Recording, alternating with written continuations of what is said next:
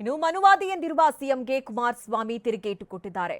Tweet ಮೂಲಕವಾಗಿ HD Kumaraswamy ಪ್ರತಿಕ್ರಿಯಿಸಿದ್ದಾರೆ.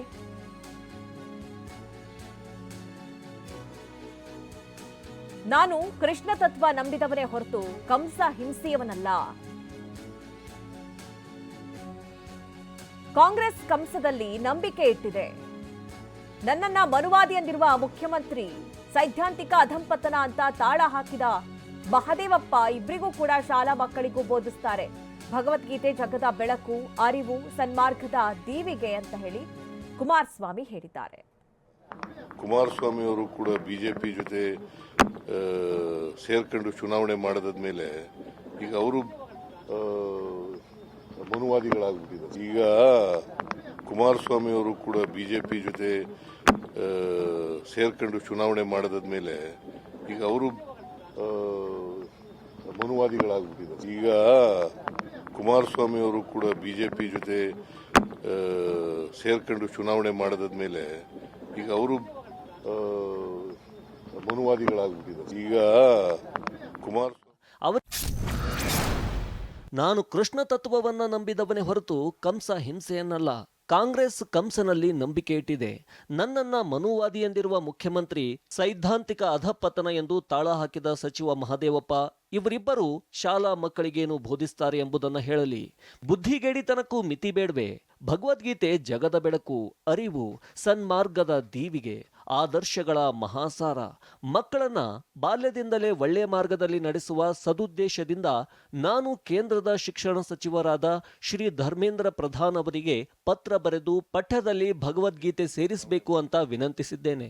ಬಹುಶಃ ಮಹದೇವಪ್ಪನವರಿಗೆ ಭಗವದ್ಗೀತೆಯ ಸಾರ ಗೊತ್ತಿಲ್ಲ. ಅವರಿಗೆ ಇನ್ಯಾವುದೋ ಗ್ರಂಥದ ಸಾರ ಗಾಢವಾಗಿ ತಿಳಿದಿರಬೇಕು. ನಾನು ಸೇರಿ ಜನಪ್ರತಿನಿಧಿಗಳೆಲ್ಲರೂ ಪ್ರಮಾಣ ಸ್ವೀಕರಿಸುವುದು ಸಂವಿಧಾನಬದ್ಧವಾಗಿಯೇ. ದೇವರು, ತಂದೆ ತಾಯಿ ಹೆಸರಿನಲ್ಲಿ ಪ್ರಮಾಣ ಸ್ವೀಕರಿಸ್ತೇವೆ. ಇದು ಕೂಡ ಸನ್ಮಾರ್ಗವೇ. ಹಾಗಾದ್ರೆ ಮಹದೇವಪ್ಪನವರ ಮಾರ್ಗ ಯಾವುದು? ಕಂಸ ಮಾರ್ಗವೇ? ಮಹದೇವಪ್ಪನವರೇ, ನಿಮಗೆ ತಿಳಿದಿರಲಿ, ಇವತ್ತು ಭಾರತದ ರಾಜನೀತಿ ನಿಂತಿರುವುದೇ ಕೃಷ್ಣ ತತ್ವದ ಮೇಲೆ. ಸಮರ, ರಾಜಕೀಯ, ಜ್ಞಾನ, ಆಡಳಿತ, ಮನುಷ್ಯ ಸಂಬಂಧಗಳು ಎಲ್ಲದಕ್ಕೂ ಭಗವದ್ಗೀತೆಯೇ ದೀವಿಗೆ. ಕೃಷ್ಣ ಬೋಧೆ ಸಾರ್ವಕಾಲಿಕ, ಭಗವದ್ಗೀತೆ ಕಾಲಾತೀತ. ನಿಮ್ಮನ್ನು ಅಜ್ಞಾನಿ ಎನ್ನುವುದು ನನಗೆ ಇಷ್ಟವಿಲ್ಲ. ಸಂವಿಧಾನ, ಪ್ರಜಾಪ್ರಭುತ್ವ ಎಂದು ಸದಾ ಜಪಿಸುವ ನೀವು ಭಗವದ್ಗೀತೆಯ ಜೊತೆಗೆ ರಾಮಾಯಣ, ಮಹಾಭಾರತವನ್ನೂ ಓದಿ. ಇದು ನನ್ನ ಸಲಹೆಯಷ್ಟೇ. ಕೊನೆಗೆ ಭಗವದ್ಗೀತೆ ಓದಬೇಡಿ ಎಂದು ನಾನೆಂದೂ ಹೇಳಿಲ್ಲ, ಹೇಳುವುದೂ ಇಲ್ಲ. ಇನ್ನು ಎಚ್ಡಿಕೆಗೆ ಎಚ್ಸಿ ಮಹದೇವಪ್ಪ ತಿರುಗೇಟನ್ನ ಕೊಟ್ಟಿದ್ದಾರೆ. ಒಂದ್ ಕಡೆ ಎಚ್ಡಿ ಕುಮಾರಸ್ವಾಮಿ ಅವರ ಟ್ವೀಟ್, ಈ ಬಗ್ಗೆ ಎಚ್ಸಿ ಮಹದೇವಪ್ಪ ಅವರು ರಿಯಾಕ್ಟ್ ಮಾಡಿದ್ದಾರೆ. ಕುಮಾರಸ್ವಾಮಿ ಹೇಳಿಕೆಯನ್ನ ಪೋಸ್ಟ್ ಮಾಡಿ ಟಾಂಗ್ ಕೊಟ್ಟಿದ್ದಾರೆ. 2022ರಲ್ಲಿ ಭಗವದ್ಗೀತೆ ಬಗ್ಗೆ ಕುಮಾರಸ್ವಾಮಿ ಅವರು ಮಾತನಾಡಿದ್ರು. ಭಗವದ್ಗೀತೆ ಪಾಠದಿಂದ ಹೊಟ್ಟೆ ತುಂಬುತ್ತಾ ಅಂತ ಎಚ್ಡಿ ಕುಮಾರಸ್ವಾಮಿ ಅವರೇ ಹೇಳಿದ್ದಾರೆ. ಟನ್ ಗಟ್ಟಲೆ ಸಮಸ್ಯೆಗಳು ಸರ್ಕಾರದ ಮುಂದಿದೆ. ಭಗವದ್ಗೀತೆ ಪಾಠ ಮಾಡಿದ್ರೆ ಹೊಟ್ಟೆ ತುಂಬುತ್ತಾ ಅಂತ ಕೇಳಿದ್ರು.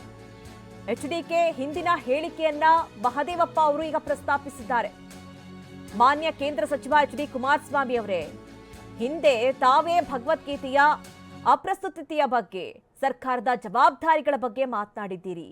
ಈಗ ಕೋಮವಾದಿ RSS ಅನ್ನ ಬೆಂಬಲಿಸೋದಕ್ಕೆ, ಅವರ ತಾಳಕ್ಕೆ ತಕ್ಕಂತೆ ಕುಣಿತಾ ಇದ್ದೀರಿ. ಹೀಗಿರುವಾಗ ಇದನ್ನ ಸೈದ್ಧಾಂತಿಕ ಅಧಂಪತನ ಅನ್ಬೇಕೋ ಅಥವಾ ಇನ್ನೇನ್ ಅನ್ಬೇಕು ಅಂತ ಪೋಸ್ಟ್ ಮಾಡಿದ್ದಾರೆ ಎಚ್ಸಿ ಮಹದೇವಪ್ಪ. ಇನ್ನು 2022ರಲ್ಲಿ ಭಗವದ್ಗೀತೆ ಕುರಿತಂತೆ ಎಚ್ಡಿ ಕುಮಾರಸ್ವಾಮಿ ಅವರು ಮಾತನಾಡಿದ್ರು. ಆ ಒಂದು ಪೋಸ್ಟ್ ಹಾಕಿ ಈಗ ಎಚ್ಸಿ ಮಹದೇವಪ್ಪ ಅವರು ತಿರುಗೇಟನ್ನ ಕೊಟ್ಟಿದ್ದು. ಹಾಗಾದ್ರೆ ಏನಿದೆ ಆ ಬೈಟ್ನಲ್ಲಿ, ಬನ್ನಿ ನೋಡೋಣ. ಟನ್ಗಟ್ಟಲೆ ಸಮಸ್ಯೆಗಳು ಸರ್ಕಾರದ ಮುಂದೆ ಇದೆ. ಟನ್ಗಟ್ಟಲೆ ಅವನ್ನ ಸರಿಪಡಿಸ್ದೆ ಭಗವದ್ಗೀತೆ ಪಾಠ ಮಾಡ್ತೀವಿ, ಅದು ಮಾಡ್ತೀವಿ, ಇದರಿಂದ ಹೊಟ್ಟೆ ತುಂಬ್ತದ? ಟನ್ಗಟ್ಟಲೆ ಸಮಸ್ಯೆಗಳು ಸರ್ಕಾರದ ಮುಂದೆ ಇದೆ. ಟನ್ಗಟ್ಟಲೆ ಅವನ್ನ ಸರಿಪಡಿಸ್ದೆ ಭಗವದ್ಗೀತೆ ಪಾಠ ಮಾಡ್ತೀವಿ, ಅದು ಮಾಡ್ತೀವಿ, ಇದರಿಂದ ಹೊಟ್ಟೆ ತುಂಬ್ತದ?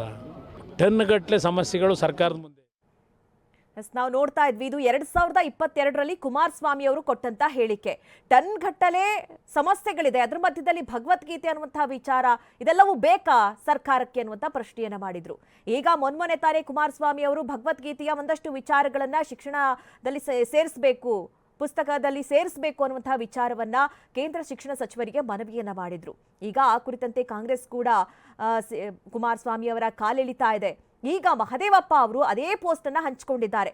ಅಂದ್ರೆ ಕುಮಾರಸ್ವಾಮಿ ಅವರು ಹೇಳಿಕೆ ಕೊಟ್ಟಂತಹ ಅದೇ ಒಂದು ಪೋಸ್ಟ್ ಅನ್ನ ಹಾಕಿ, ನೀವೇ ಈ ರೀತಿ ಹೇಳಿದ್ರಿ, ಇದನ್ನ ಸೈದ್ಧಾಂತಿಕ ಅಧಂಪತನ ಅನ್ಬೇಕೋ ಬೇಡವೋ ಅಂತ ಹೇಳಿ ಪೋಸ್ಟ್ ಹಾಕಿದ್ದಾರೆ.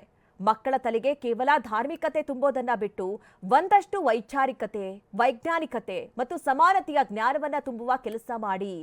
ಕಾರಣ ಈ ದೇಶಕ್ಕೆ ಬೇಕಿರೋದು ಸಂವಿಧಾನಾತ್ಮಕವಾದ ತಿಳುವಳಿಕೆಯ ವಿನಃ ಧಾರ್ಮಿಕತೆಯ ಹಾದಿ ಅಲ್ಲ ಅಂತ ಹೇಳಿ ಮಹದೇವಪ್ಪ ಹೇಳಿದ್ದಾರೆ.